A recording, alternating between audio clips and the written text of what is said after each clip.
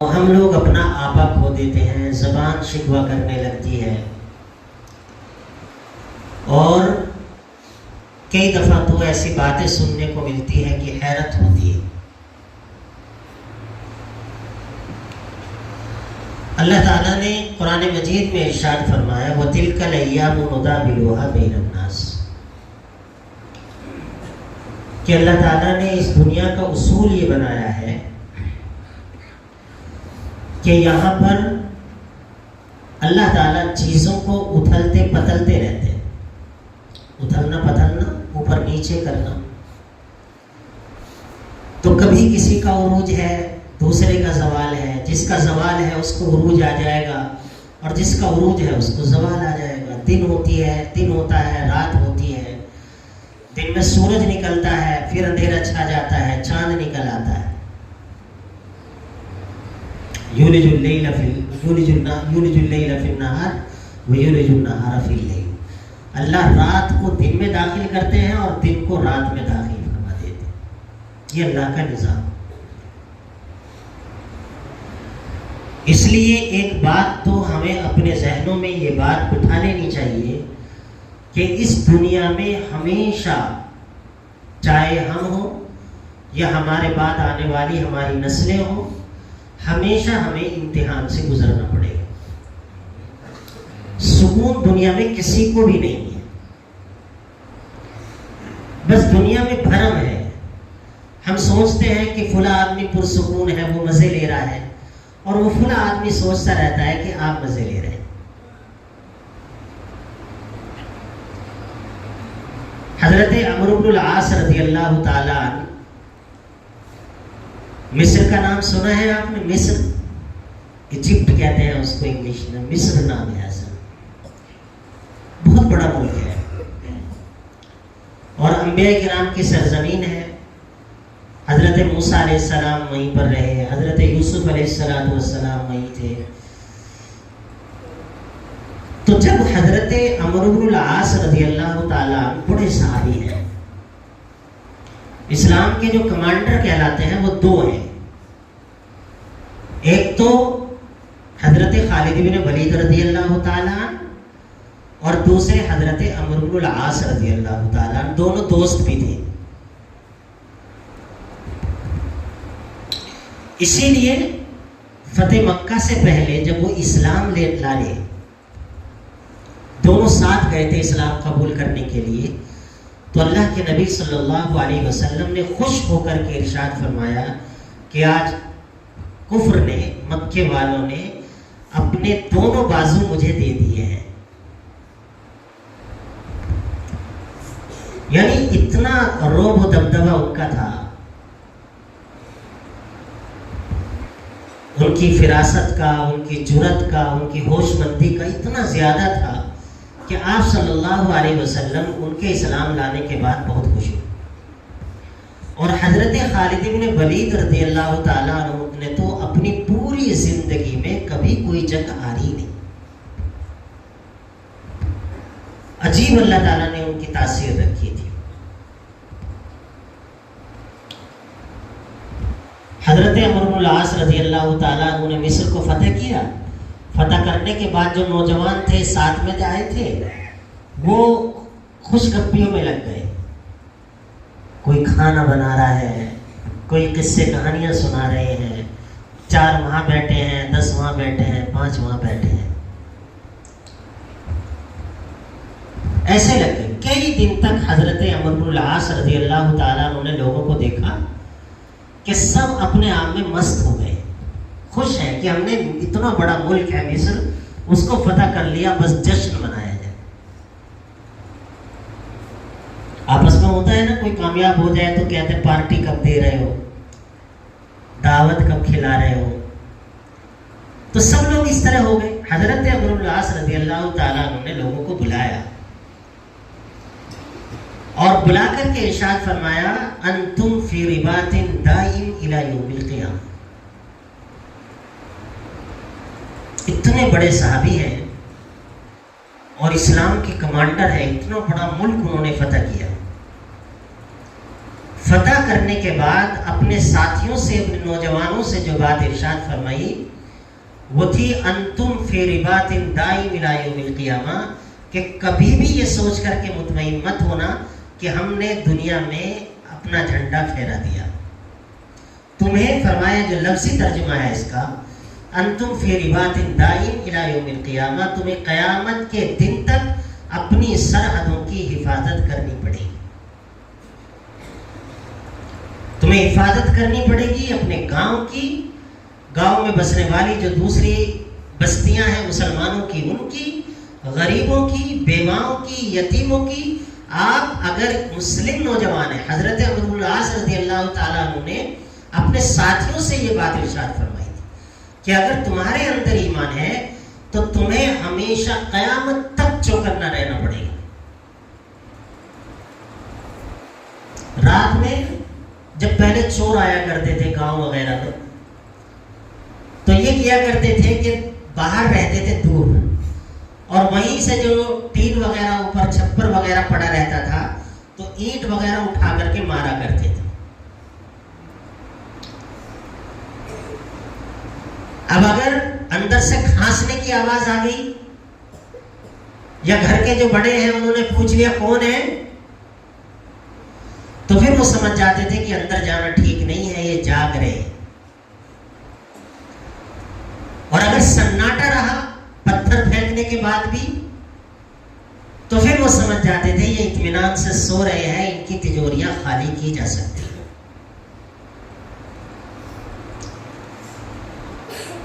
ایسے ہی جو ہمارے یہاں حالات آتے ہیں پوری دنیا میں ہیں، یہ حالات اس لیے آتے ہیں کہ وہ ہمارے نوجوانوں کو چیک کرتے ہیں کہ یہ سو رہے ہیں یا جاگ رہے ہیں.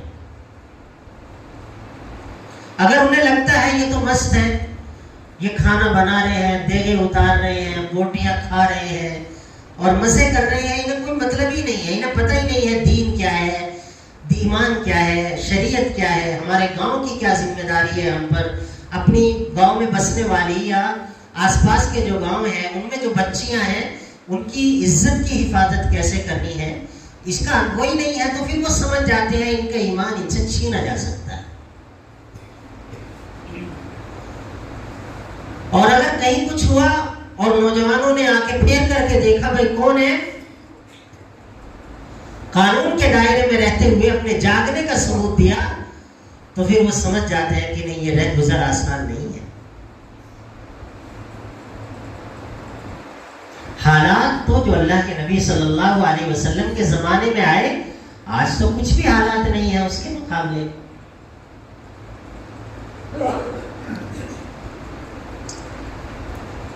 سورہ کہف میں ایک واقعہ ہے نوجوان کا، میں نے وہی آپ کے سامنے تلاوت کی تھی آیت نحن نقص علیک نبأہم بالحق انہم فتیۃ آمنوا بربہم وزدناہم ہدی.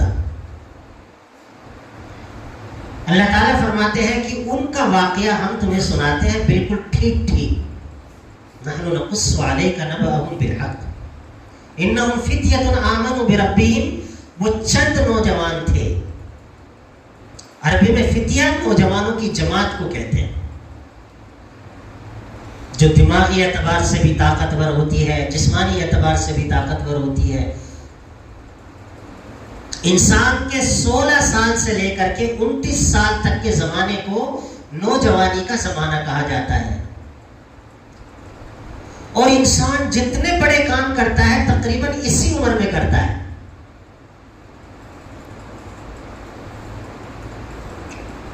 جتنی آپ تاریخ دیکھیں گے، پرانی کتابوں میں پڑھیں گے، اپنے بڑوں سے سنیں گے، تو آپ دیکھیں گے کہ عام طور سے انہوں نے 30 سال کے اندر اندر اپنا رخ متعین کر لیا تھا کہ مجھے کیا کرنا ہے، اور اپنی صلاحیتیں ادھر ہی لگا دی تھی. ہم جس ہندوستان میں بیٹھے ہوئے ہیں، اس ہندوستان کو کس نے فتح کیا؟ محمد بن قاسم رحمۃ اللہ علیہ. محمد بن قاسم کون تھے؟ کتنی عمر تھی ان کی؟ 17 سال.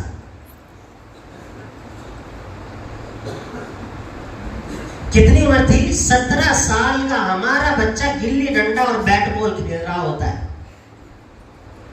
آج کا جو ہمارا نوجوان ہے اس سے آپ پوچھو محمد بن قاسم کون تھے تو عام طور سے اس کو نہیں پتا ہوتا. اس سے پوچھو قتیبہ کون تھے ان کو نہیں پتا ہوگا. ان سے پوچھو طارق بن زیاد کون تھے ان کو نہیں پتا ہوگا.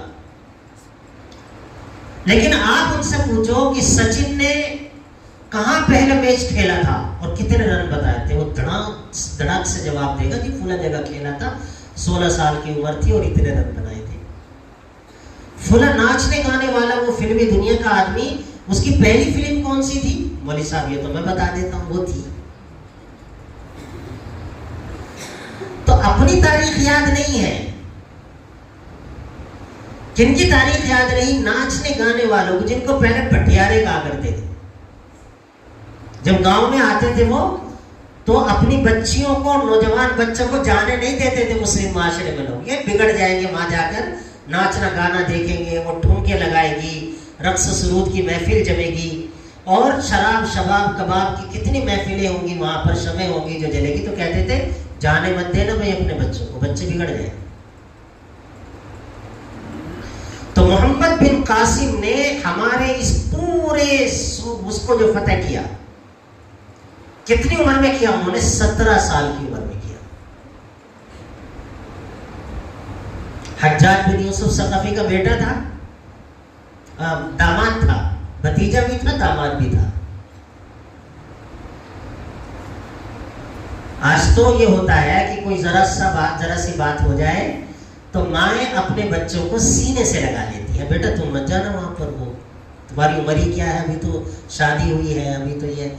میرے کہنے کا مقصود یہ نہیں ہے کہ ہم کوئی ایسی حرکت کریں جو قانون کے خلاف ہو, یا ہم ایسا وہ کریں جس سے خواہ خواہ کا وبال کھڑا ہو, لیکن ہمیں قانون کے دائرے میں رہتے ہوئے اپنے آپ کو بیدار کرنا, اپنے لوگوں کو بیدار رکھنا, ان کی جان کی, مال کی اور اپنی بچیوں کی, بہنوں کی عزت کی حفاظت کرنا. یہ ہمارا دین ہم سے کہتا ہے کہ یہ ذمہ داری ہے تمہاری, یہ فرض ہے تم پر. جیسے نماز پڑھنا فرض ہے, روزے رکھنا فرض ہے, وہ بھی فرض ہے. جس طرح نماز پڑھنا عبادت ہے, وہ بھی عبادت ہے.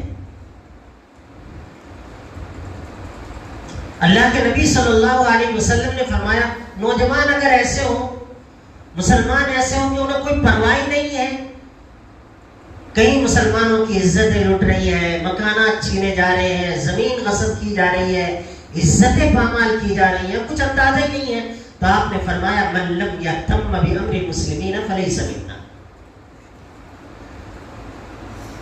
کہ جن لوگوں کو مسلمانوں کا غم میں نہ ڈال دے, یہ دیکھ کر کہ ہمارے مسلمان بھائی کے ساتھ یار یہ کیا ہو رہا ہے, وہ اپنا کھانا نہ چھوڑ دے, کہ ہمارے فلاں گاؤں میں, فلاں ملک میں مسلمان پریشان حال ہیں, ہم مستی سے کھانا توڑ رہے ہیں, یہاں پر بوٹیاں نوچ رہے ہیں. تو آپ نے فرمایا فلیس منا, ایسے لوگوں کا ہم سے کوئی تعلق نہیں. من لم یہتم بامر المسلمین فلیس منا, جو مسلمانوں کے معاملات کو اہمیت نہ دے, آپ نے فرمایا وہ ہم میں سے نہیں ہے. اور یہ عین نیکی ہے, عین نیکی. یہ چیزیں کئی دفعہ علماء نے لکھا ہے کئی جگہ پر کہ اگر حالات ایسے ہوں تو نماز پڑھنے سے زیادہ ضروری یہ ہے کہ ادھر نگاہ رکھو. نماز چھوڑنی نہیں ہے, جب وقت نرم ہو جائے پڑھ لو, اپنے گھر پر ہی پڑھ لو.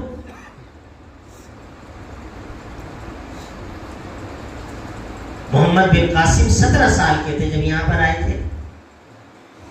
دنیا کی تاریخ میں آپ گوگل کیجئے گا محمد الفاتح کا نام, محمد الفاتح. قسطنطنیہ جو ہے نا ایک بڑا شہر ہے, وہ عیسائیوں کے پاس تھا, اور وہ کہا کرتے تھے یہ خدا کی حفاظت میں ہے یہ ہمارا شہر قسطنطنیہ.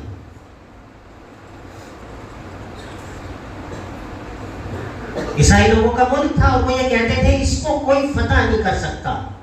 اور آپ صلی اللہ علیہ وسلم نے یہ بات ارشاد فرمائی تھی کہ جو لوگ نوجوان اس کو فتح کریں گے, ان کو وہ دنیا میں جنتی جماعتوں میں سے ایک جماعت ہوگی, یعنی وہ سارے کے سارے لوگ جنت میں جائیں گے. حضرت عثمان غنی رضی اللہ تعالیٰ عنہ کے زمانے میں بڑی کوششیں ہوئی.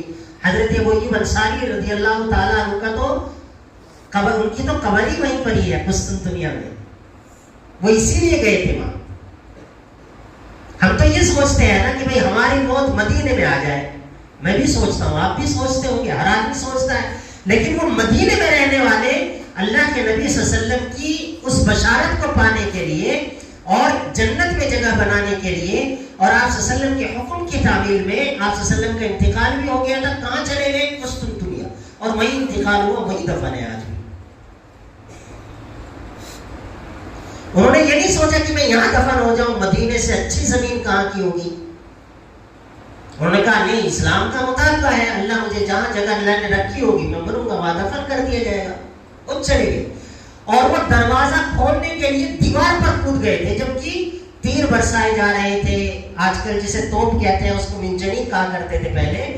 وہ سب بڑے بڑے گولے پھینکے جاتے تھے، پورے پورے دروازے اور دیوار توڑ دیتے تھے. 55,000 آدمی اس کی رسیوں کو کھینچتے تھے اور پھر ایک ساتھ چھوڑ دیتے اس کو. انہوں نے ان سب کی پرواہ نہیں کی. جب مسلمان ادھر سے کوشش کر رہے تھے وہ دیوار پہ کو کود گئے کہ اندر جلدی سے جا کے میں کھول دوں گا. شہید ہو گئے. محمد الفاتح نے پوری دنیا کو حیران کر دیا جب انہوں نے قسطنطنیہ کو فتح کیا. جب قسطنطنیہ کے عیسائیوں کی آنکھ کھلی اور انہوں نے دیکھا کہ یہ تو محمد الفاتح یہاں کھڑے ہوئے ہیں، تو ان کی سمجھ میں کچھ بھی نہیں آیا، کچھ بھی ان کی سمجھ میں نہیں آیا. کتنی عمر تھی ان کی؟ 23 سال. اس وقت کتنی عمر تھی ان کی؟ 23 سال.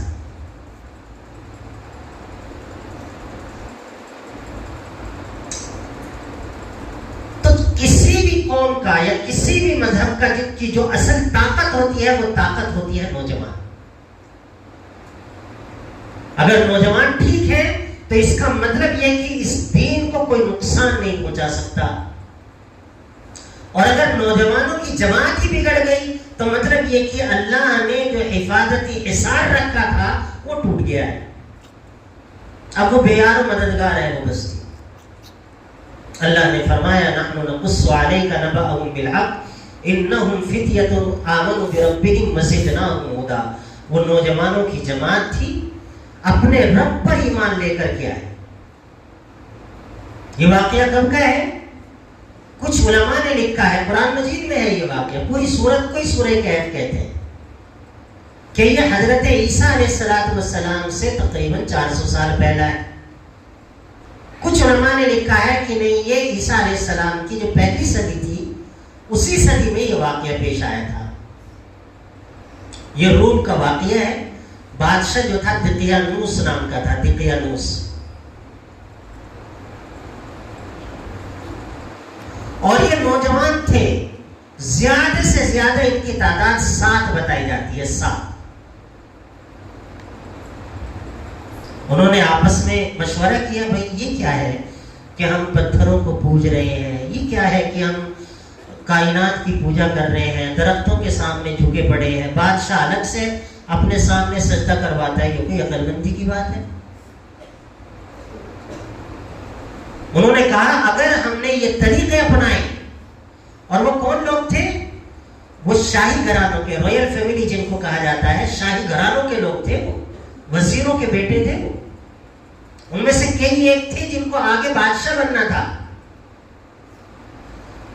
لیکن انہوں نے کہا لقد قلنا اذا شططا، اگر ہم ان باتوں کو مانیں گے تو بڑی بیکار باتوں کو مانیں گے. بادشاہ کو پتہ چل گیا کہ بھائی کچھ نوجوان ہیں 5 یا 7، اور وہ تو مجھے خدا نہیں مانتے، جن کو ہم سب مانتے ہوئے آتے تھے ان کو نہیں مانتے، ہمارے باپ داداؤں کے دین کو چھوڑ رہے ہیں. اب وہ غصہ ہو گئے. انہوں نے کہا پکڑ کر کے لاؤ. تو ان بچوں نے، ان نوجوانوں نے، قرآن مجید نے ان کا ذکر کیا ہے، ان نوجوانوں نے اس بات کا تہیہ کیا کہ ہم اپنے ایمان کو بچائیں گے، اپنے دین کو بچائیں گے. اور پھر وہ ایک غار میں چلے گئے. عربی میں غار کو کہف کہتے ہیں. غار میں چلے گئے، پہاڑوں میں، اور وہاں جا کر کے انہوں نے اللہ تبارک و تعالیٰ نے وربطنا علی قلوبہم، ہم نے ان کے دلوں کو تھام لیا تھا. یعنی اتنے بڑے ملک کا بادشاہ، روم اس زمانے میں سپر پاور تھا. اتنے بڑے ملک کا بادشاہ، اس کے سامنے کون کھڑا ہوگا؟ اس کو خدا ماننے سے منع کر دیا. ہم نہیں مانتے، ہمارا قبلہ روم نہیں ہے، ہمارا قبلہ امریکہ نہیں ہے، ہمارا قبلہ اسرائیل نہیں ہے، ہمارا قبلہ مکہ ہے، ہمارا قبلہ اللہ کی ذات ہے. پریشانیاں آتی ہیں تو آئیں، طوفان اٹھتے ہیں تو اٹھیں، آندیاں زور دکھاتی ہیں تو دکھایا کریں. اللہ تعالیٰ نے ان کو اس غار میں سلا دیا. کتنے سال تک سوئے؟ تقریباً کچھ کہتے ہیں 309 سال تک سوتے رہے. یہ قرآن کا بیان ہے، قرآن کا. کچھ کہتے ہیں 350 سال تک، 350 اور 300. جب وہ اٹھے اور بیدار ہوئے، انہیں نہیں پتا تھا. سونے والے آدمی کو کیا پتا چلتا ہے میں ایک رات سویا، 2 رات سویا، دن میں سویا، رات میں سویا، اسے نہیں اندازہ ہوتا ہے. تو وہ اٹھے اور اٹھنے کے بعد انہوں نے اپنے ساتھیوں سے کہا کہ بھئی کچھ کھانے وانے کو لے کے آؤ، کھانا تو کچھ ہے. تو ایک ساتھی کو بھیجا، ساتھ میں کرنسی تھی، وہاں کی نوٹ تھے. ان سے کہا دیکھو بھائی چوکن نہ ہو کے جانا، چوکن نہ ہو کر کے وَلْيَتَلَطَّفْ وَلَا يُشْعِرَنَّ بِكُمْ أَحَدًا، بہت باریک نگاہ رکھ کے چوکن نہ ہو کر کے جانا، کسی کو پتہ نہ چلے تمہاں کہ ہم کہاں ٹھہرے ہوئے ہیں. جانا کھانا لے کر کے پھر چپ کے آ جانا. انہوں نے کہا ٹھیک ہے. فرمایا إِنَّهُمْ إِن يَظْهَرُوا عَلَيْكُمْ يَرْجِمُوكُمْ وَيُعِيدُوكُمْ فِي مِلَّتِهِمْ وَلَن تُفْلِحُوا إِذًا أَبَدًا. یہ ان کے ساتھیوں نے کہا اگر انہیں پتہ چل گیا کہ ہم جو دین کو مانتے ہیں، اللہ کو مانتے ہیں، تو وہ ہمیں پکڑ لیں گے اور پکڑ کر کے ہمیں پتھروں سے مارتے مارتے مار دیں گے اور پھر ہم اللہ کے یہاں کامیاب نہیں ہو پائیں گے. اب وہ گئے وہاں پر، کرنسی 350 سال پرانی، اور وہ جو بادشاہ تھا ان کے زمانے کا، غار میں جانے سے پہلے، اس نے مرنے سے پہلے جب وہ کہیں نہیں ملے کہاں چلے گئے وہ نوجوان، تو اس نے ایک تختی پر ان کے نام لکھے اور لکھ کر کے خزانے میں رکھوا دیے کہ اگر یہ میرے مرنے کے بعد بھی آئے تو ان کو پھانسی پر لٹکا دینا.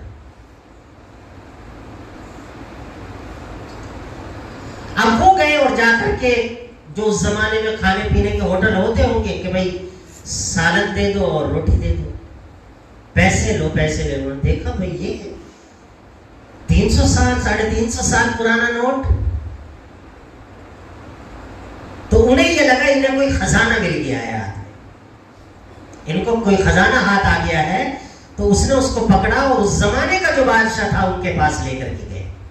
انہوں نے کہا جی اس آدمی کو دیکھو، یہ میرے یہاں آیا ہے اور پرانے نوٹ لے رہا ہے 350 سال پرانے. اچھا، پکڑا، پوچھا کون ہو؟ تو انہوں نے کہا کہ ہم تو اللہ کو مانتے ہیں.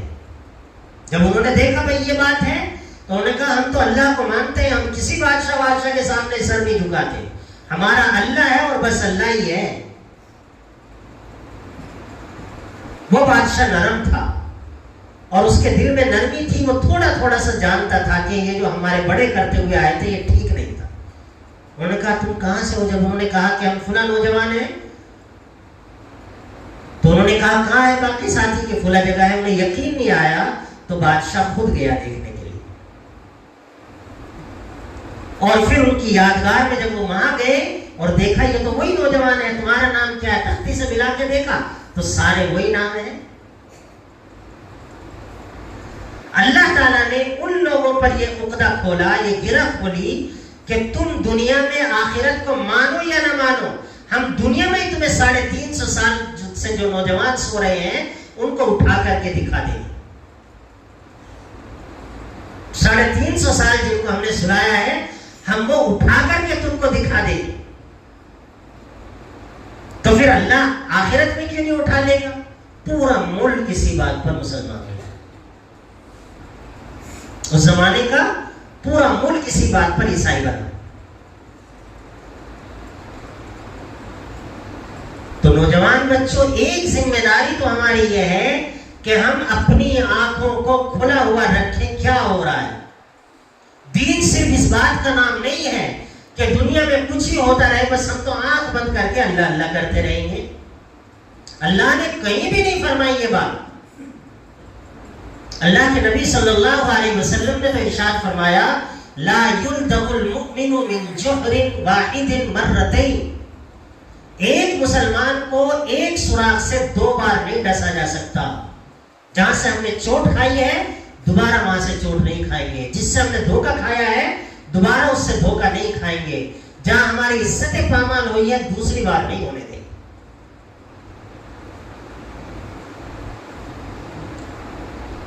آپ اٹھ جائے نا تو اللہ تبارک و تعالیٰ آپ کا کہیں سے کہیں پہنچا دے گا. نوجوانوں میں ولولے پیدا ہو تو اللہ تعالیٰ کو نوجوانوں کی عبادت بہت پسند آتی ہے, ان کی فکر مندی بہت پسند آتی ہے. جب مسلمانوں کا عروج تھا تو ترکی اس زمانے کی سب سے بڑی 500 سال تک وہ حکومت کرتے تھے پوری دنیا پر. اکیلے اپنے ملک پر نہیں پوری دنیا پر ترکی حکومت کرتا تھا. تو نوجوان بچے, ہمارے بچے کیا کھیلتے ہیں؟ گیم کھیلتے ہیں یا گیم کو دیکھتے ہیں, چوہے بلی کا گیم دیکھتے ہیں. ان کے جو نوجوان ہوا کرتے تھے اس زمانے کے جو واقعات, چھوٹے چھوٹے سے بچے 8 سال کا, 6 سال کا, 10 سال کا, وہ یہ کہتے تھے بھائی فرانس کو میں فتح کروں گا. دوسرا کہتا تھا الجزائر کو میں کروں گا بھائی. تیسرا کہتا تھا فلاں کو میں دیکھوں گا بھائی. اور پھر وہ آپس میں نہیں فرانس کو میں کروں گا, دوسرا نہیں میں نے پہلے سے سوچ رکھا ہے فرانس کو میں اسلام میں داخل کروں گا.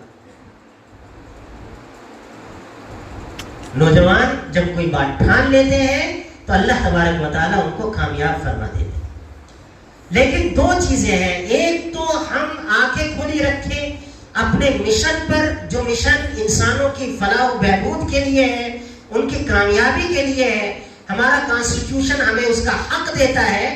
اپنی آنکھیں کھلی رکھیں اور بیدار رہیں, چوکنے رہیں. اور اسی کے ساتھ ساتھ دوسرا یہ ہے جو چیز ہمیں یا ہمارے مشن کو نقصان پہنچاتی ہے اس سے حفاظت کریں.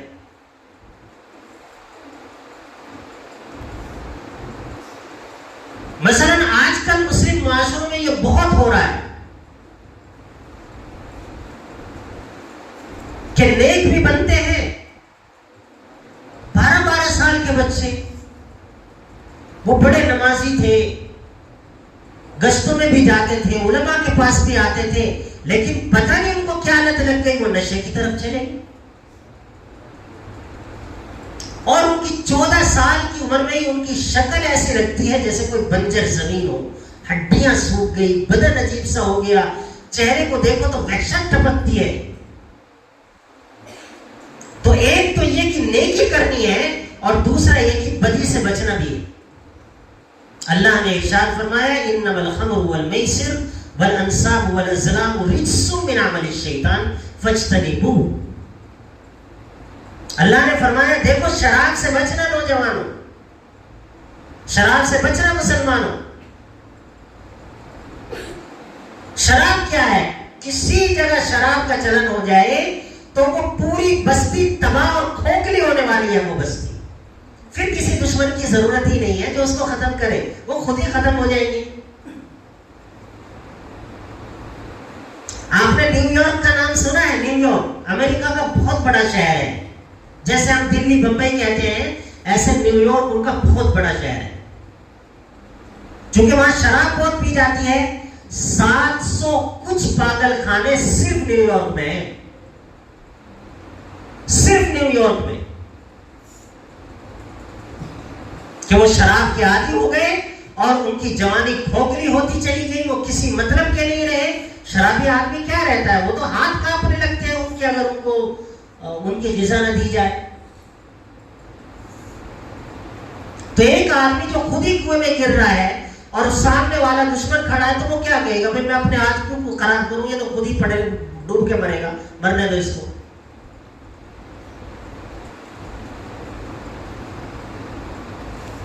مجھے نہیں معلوم ہے یہاں کا کیا حال ہے, لیکن میں ایسے بہت گاؤں کو جانتا ہوں جہاں پورے پورے گھرانے تباہ ہو گئے, زمینیں بیچ دی, گاڑی لے لی نوجوانوں نے, عیاشیاں کر رہے ہیں, شراب و کباب کی محفلیں جمی ہوئی ہیں, اور کسی کی بات مان کے راضی نہیں. پھر تو کام نہیں ہوگا.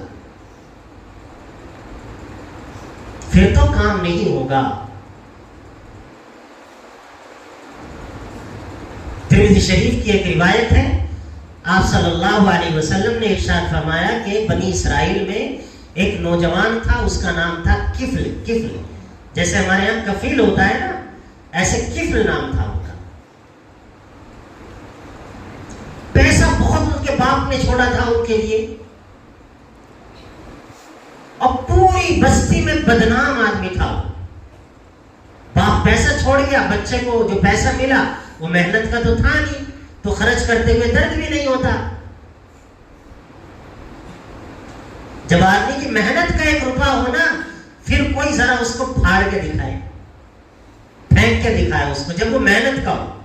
اور ابا نے 500 روپے دے رکھے تو 100 کہیں لٹا دے گا، 200 کہیں دے دے گا، کیونکہ محنت تو کی نہیں نا.